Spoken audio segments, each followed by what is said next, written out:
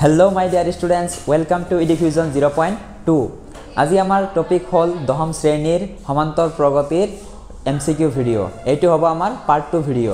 ইয়াৰ আগত পাৰ্ট 1 আছে আৰু কেইটামান চেপ্টাৰৰ MCQ চেনেলটো দিয়া হৈছে। যদি তোমালোকে চোৱা নাই ডেসক্ৰিপচন বক্সত ইয়াৰ লিংক থাকিব, যাই চাই লবা।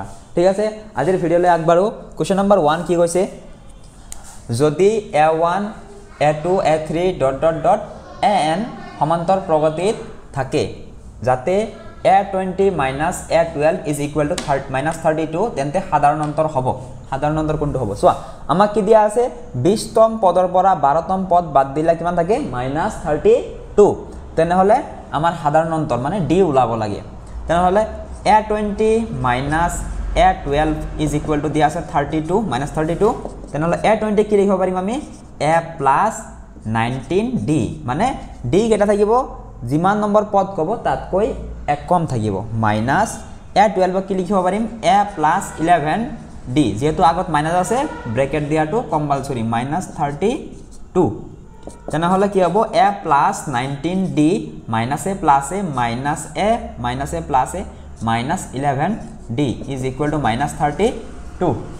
এতিয়া কি হ'ব? -A + A কেনসেল, 19D ৰ পৰা 11D গুচি গ'লে কিমান থাকিব? 8D = -32। ইয়াত যদি মই D টো ৰাখি দিও পুৰণৰ 8 এইফালে গ'লে হৰণ হ'ব -32। এতিয়া 8 32 কেইবাৰ যাব? 4 বাৰ যাব। তেনেহলে এনসাৰ কিমান পালো আমি? সাধাৰণ অন্তৰ -4। তেনেহলে এনসাৰ কোনটো হ'ব আমাৰ? Option B. চোৱা, কোৱেশ্চন নম্বৰ 2 কি কৈছে? যদি এটা এপিৰ nতম পদটো 3n + 7 তেন্তে এপিটোৰ সাধাৰণ অন্তৰ হ'ব। চোৱা, nতম পদক আমি কিহেৰে বুজাম? an কিমান দিয়া আছে? 3n + 7 হয়নে? তেনেহলে এপিটোৰ সাধাৰণ অন্তৰ কিহেৰে বুজাম আমি? d ৰে, হয়নে? ঠিক আছে। তেনেহলে আমি যদি n ৰ ঠাইত যদি 1 বহাও তেনেহলে কিমান হ'ব? এটো 3 * n ৰ ঠাইত 1 + 7 তেনেহলে কিমান হ'ব? 3 × 1 = 3, 3 আৰু 7 যোগ কৰিলে কিমান হ'ব? 10। এতিয়া যদি মই 2 বহাও তেনেহলে কি হ'ব? n ৰ ঠাইত 2 বহালে 3 * n ৰ ঠাইত 2 + 7 তেনেহলে 3 × 2 = 6 + 7 কিমান হ'ল? 7 আৰু 6 13। তেনেহলে সাধাৰণ অন্তৰ কেনেকৈ ওলাও আমি? সাধাৰণ অন্তৰ ওলাবলৈ হলে দ্বিতীয় পদৰ পৰা প্ৰথম পদ মানে যিকোনো এটা পদৰ পৰা তাৰ পূৰ্বৱৰ্তী পদটো মানে আগৰ পদটো বাদ দিলে সাধাৰণ অন্তৰ পাও, হয়নে? তেনেহলে দ্বিতীয় পদৰ পৰা মাইনাস প্ৰথম পদ কিমান? 10 ওলাইছে, হয়নে? তেনেহলে কিমান হ'ব? 13 ৰ পৰা 10 গলে 3। তেনেহলে অপচন কোনটো হ'ব আমাৰ? Option B. চোৱা, কোৱেশ্চন নম্বৰ 3 কি কৈছে? এটা এপিৰ nটা পদৰ সমষ্টি বা যোগফল Sn = 3n² + 4n হয় তেন্তে এপিটোৰ সাধাৰণ অন্তৰ হ'ব। কি দিয়া আছে? nটা পদৰ সমষ্টি Sn = 3n² + 4n হয়নে? তেনেহলে আমি যদি এক কাম কৰো n ৰ ঠাইত 1 বহালো তেনেহলে 3 * n ৰ ঠাইত 1² + 4 * 1 তেনেহলে 1² কৰিলে 1, 1 ৰ লগত 3 * কৰিলে 3 + 4 * 1 কৰিলে 4 কিমান পালো? এইটো 7 হয়নে? যদি n ৰ ঠাইত যদি মই 2 বহাই দিও = 3 * n ৰ ঠাইত 2² + 4 * n ৰ ঠাইত 2 মানে 2² কৰিলে 4, 4 ৰ লগত 3 পূৰণ কৰিলে কিমান হ'ব? 12, 4 × 2 = কিমান হ'ব? এইটো তোমাৰ 8 কিমান পালো? এইটো 20 মানে 20। এতিয়া কথা হ'ল S1 মান হৈছে এটা পদৰ যোগফল। এতিয়া ধৰা হ'ল যিকোনো এটা এপি ধৰা 5 10 15 মানে 20 ... এই ধৰা আছে। এতিয়া এটা পদৰ যোগফল S1 মান হৈছে এটা পদৰ যোগফল। এটা পদৰ যোগফল বা প্ৰথম পদ কথাটো একে, সেইভাবে S1 আৰু A1 কথা কি একে। ইয়াত কিমান বুজাই আছে? 5। ঠিক একেদৰে ইয়াত S1 মানে কি? প্ৰথম পদ বা প্ৰথম পদৰ যোগফল। প্ৰথম পদ কেইটা আছে? এটাই আছে। তেনেহলে এইটো পালো আমি কি? A1। এতিয়া S2 মান হৈছে দুটা পদৰ যোগফল, হয়নে? এইটো হ'ল যেনেকুৱা ইয়াত দুটা পদৰ যোগফল S2, দুটা পদৰ যোগফল কিমান হৈ আছে? 10 আৰু 5 15 হৈ আছে। এতিয়া আমাক লাগে সাধাৰণ অন্তৰ। সাধাৰণ অন্তৰ ওলাবলৈ হলে কি লাগিব? সাধাৰণ অন্তৰ d ৰে বুজাও। এতিয়া d কেনেকৈ পাম আমি? দ্বিতীয় পদৰ পৰা প্ৰথম পদ বাদ দিলে পাম A2 - A1। এতিয়া A2 পাব লাগিব। এইটো কিন্তু আমাৰ দ্বিতীয় পদ নহয়, এইটো হ'ল আমাৰ দুটা পদৰ যোগফল কিমান? 20। এতিয়া দ্বিতীয় পদটো পাবলৈ হলে আমি কি কৰিব পাৰো? যে এই এপিটোৰ দুটা পদ যোগ কৰি কিনে প্ৰথম পদটো বাদ দিলে মানে কি S2 - S1 কৰিলে। চোৱা দুটা পদ যোগ কৰিলে কিমান পাইছো আমি 5 + 10 মানে কিমান 15 - s1 কিমান হৈ আছে 5 তেনেহলে কিমান পালো আমি 15 পৰা 5 গলে 10 মানে দুটা পদৰ যোগফলৰ পৰা আমি যদি প্ৰথম পদটো বাদ দিও তেনেহলে দ্বিতীয় পদটো থাকে না নাই ঠিক আছে তেনেহলে একেদৰে কৰিম আমি এতিয়া দ্বিতীয় পদ পাবলৈ হলে a2 = দুটা পদৰ যোগফলৰ পৰা এটা পদৰ যোগফল মানে প্ৰথম পদটো বাদ দিম দুটা পদৰ যোগফল হৈছে 20 - s1 কিমান 7 তেনেহলে কিমান পালো এটো আমি 13 দ্বিতীয় পদ পালো 13 প্ৰথম পদ পালো কিমান 7 তেনেহলে আমি কিমান হ'ব আমাৰ সাধাৰণ অন্তৰ দ্বিতীয় পদ 13 - প্ৰথম পদ 7 কিমান হ'ব এটো আমাৰ অপচন 6 পালো হয়নে তেনে অপচন হ'ব আমাৰ ডি সো কোৱেশ্চন নম্বৰ 4 কি কৈছে 3 15 27 ...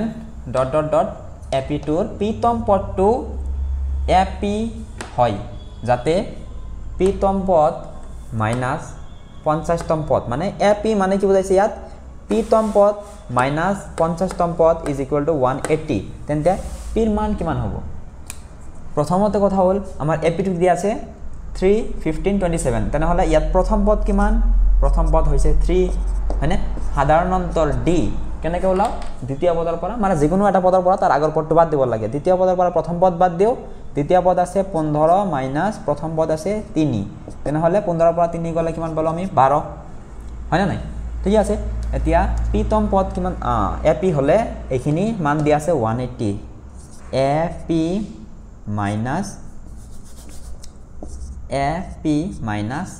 a50 = 180 হয় না তেনেহলে ap আমি কি লিখিব পাৰিম a plus p minus 1 whole into d minus এটো আমাৰ ফৰ্মুলা হয় না নাই ফৰ্মুলা কি আছিল n = a plus n minus 1 whole into d হয় না nতম পদৰ ফৰ্মুলা এটো আছিল না এতিয়া অকল n ৰ ঠাইত যদি মই অকল p টো বহাই দিও তেনেহলে ইয়াতো n ৰ ঠাইত কি বহাব লাগিব p বহাব লাগিব ফৰ্মুলা এটো হৈ যাব না নাই নিশ্চয় হৈ যাব মাইনাস a50 ঠাইত কি লিখিব পাৰিম আমি a plus 49 d যিমানটা পদ থাকিব তাতকৈ এক কম যেহেতু আগত মাইনাস আছে তেনেহলে ব্র্যাকেট দিয়াটো কম্পালসৰি হয় দি দিলো ঠিক আছে তেনেহলে a প্লাস পূৰণ কৰি দিও p ৰ লগত d পূৰণ কৰিলে pd মাইনাস 1 ৰ লগত d পূৰণ কৰিলে d এতিয়া minus a plus a minus a minus a plus a minus 49 d = 180 হয়নে মাইনাসৰ a প্লাসৰ a কেনসেল হল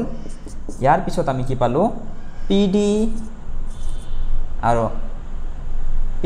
আৰু এটা মাইনাসৰ d আৰু মাইনাসৰ 49d তেনেহলে কিমান পালো আমি মাইনাসৰ 50d = 180 d কমন লম কি ইয়াত p * d ৰ মান আছে দেখুন কিমান আছে 12 আছে 12 - 50 পূৰণ d ৰ মান আছে কিমান 12 = 180 তেনেহলে 12p - 12 5 গুণ 60 তাৰ লগত এটা 0 = 180 তেনেহলে ইয়াত 12p থাকি গল মাইনাস 600 হেবেলা গলে কি হ'ব প্লাস হ'ব 180 + 600 কিমান পালো এটো আমি এফালে লিখিম কিমান পালো এটো আমি 12p =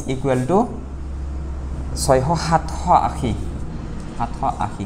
তেনেহলে ইয়াত যদি মই p2 ৰাখি দিও পুৰণৰ 12 এফালে গলে কি হ'ব হৰণ ওপৰ থাকিল 780 যাব 5 বাৰ তেনেহলে অপচন পালো কোনটো আমি option B 65 so question number 5 কি কৈছে প্ৰথম nটা অযুগ্ম স্বাভাৱিক সংখ্যাৰ যোগফল হল এনেতো এটো এটা ফৰ্মুলা হৈ আছে কিন্তু আমি উলাব চেষ্টা কৰিম প্ৰথম nটা কিমানটা কৈছে কোৱা নাই হয়নে nটা কৈছে মানে যিমান হ'ব পাৰে n যিমান হ'ব পাৰে অযুগ্ম স্বাভাৱিক সংখ্যা বুলি কোৱাৰ লগে লগে 1 3 5 7 9 এদৰে গৈ থাকিব আপ টু n লৈ হয়নে তেনেহলে ইহাতৰ যোগফল কিমান হ'ব সমষ্টি কিমান হ'ব ইয়াত চোৱা প্ৰথম পদ কিমান হৈ আছে 1 সাধাৰণ অন্তৰ কিমান হ'ব 3 পৰা 1 যাব লাগিব বাদ দিব লাগিব হয়নে নাই কিমান হ'ব 2 তেনেহলে nতম পদলৈ যোগ কৰিলে sn = ফৰ্মুলা কি জানো আমি n/2 whole into 2a plus n minus 1 whole into d হয়নে নাই তেনেহলে ইয়াত n ৰ মান নাই nতম পদ n বুলি কৈছে ডিভাইড বাই 2 এর মান কিমান 1 plus n minus 1 whole into d ৰ মান কিমান 2 তেনেহলে n/2 2 1 গুণ 2 যোগ 2 ৰ লগত n পূৰণ কৰিলে 2n 2 এৰ লগত 1 পূৰণ কৰলে 2 প্লাসৰ 2 মাইনাসৰ 2 ক্যান্সেল হৈ গল ইয়াত থাকিল কিমান n ডিভাইড বাই 2 ইনটু ইয়াত থাকিল অকল 2n মাজত পূরণ আছে হয় না নাই ওপৰত 2 তলৰ 2 ক্যান্সেল হৈ গল n আৰু n পূৰণ কৰিলে কিমান হ'ব n স্কয়াৰ হয় না ইয়াৰ आंसर কিমান পালো n স্কয়াৰ হয় না প্ৰথম n টা অযুগ্ম স্বাভাৱিক সংখ্যাৰ যোগফল ফৰ্মুলা পালো আমি n স্কয়াৰ এটা তোমালোকে শৰ্টকাট মনত ৰাখিবা এতিয়া ধৰা কোনো এটা কোশ্চেন কৈছে ধৰা এইটোৱে কোশ্চেন আছে আমাৰ যে 50 টা পদৰ যোগফল কিমান প্ৰথম 50 টা অযুগ্ম স্বাভাৱিক সংখ্যাৰ যোগফল কিমান তেনেহলে আমি কেনেকৈ ওলাম ফৰ্মুলা আমাৰ n স্কয়াৰ 50 টা বুলি কোৱাৰ লগে লগে 50 টা পদ আছে n মানে ইয়াত হৈ আছে 50 তেনে 50 স্কয়ার কিমান হ'ব 5 5 গুণ 25 দুটা শূন্য মানে 2500 হৈ যাব যদি প্ৰথম ধৰা 35 টা অযুগ্ম সংখ্যাৰ অযুগ্ম স্বাভাৱিক সংখ্যাৰ যোগফল কিমান তেনেহলে ডাইৰেক্ট 35 স্কয়াৰ কৰি দিলে হ'ল যিমান হ'ব হেতু आंसर কিমান হ'ব এটো 25 12 1225 হ'ব হয়নে এতিয়া কথা হ'ল তোমালোকৰ বাবে এটা হোমৱৰ্ক এটো কোশ্চেন নাম্বাৰ 6 ধৰা বা হোমৱৰ্ক যে প্ৰথম n টা যুগ্ম স্বাভাৱিক সংখ্যাৰ যোগফল কিমান হ'ব অপচন দি দিছো 2n প্লাস এটো দিছো ধৰা n whole into n plus 1 বা n square plus 1 হয় না n square minus 1 হ'ব না ভিডিওটোৰ কমেন্ট বক্সত কৈ দিয়া ইয়াৰ आंसरটো ঠিক আছে আজিৰ কাৰণে এটোৱে এইখিনিয়ে যদি এতিয়ালৈ ভিডিওটো চাই আছা তেনেহলে ভিডিওটোত এটা লাইক কৰি কিনে চেনেলটো এটা সাবস্ক্ৰাইব কৰি দিবা আৰু তোমাৰ নিজৰ বন্ধুবৰ্গৰ লগত শেয়াৰ কৰি দিবা ঠিক আছে ধন্যবাদ